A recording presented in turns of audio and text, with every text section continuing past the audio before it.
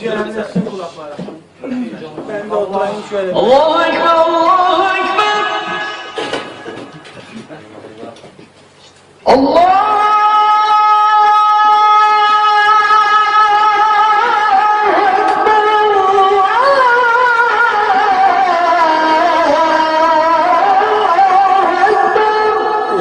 Aslanlarım benim be. Eşhedü en la ilahe illallah.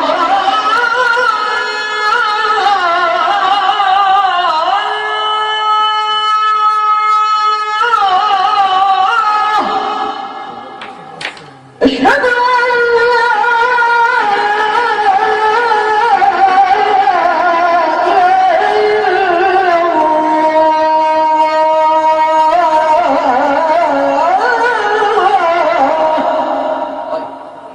أشهد أن محمدا رسول الله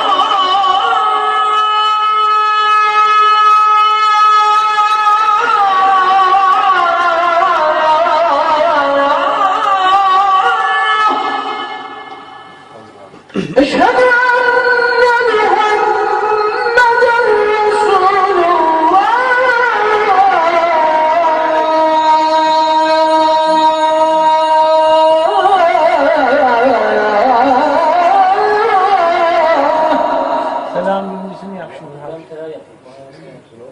Tamam peki.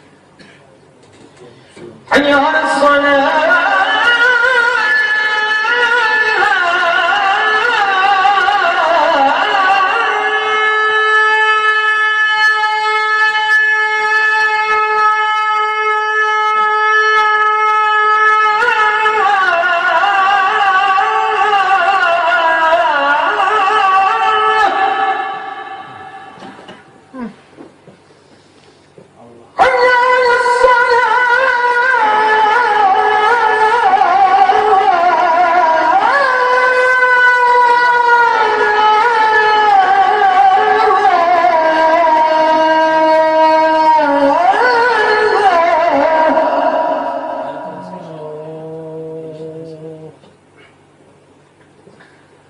حي على الفلاح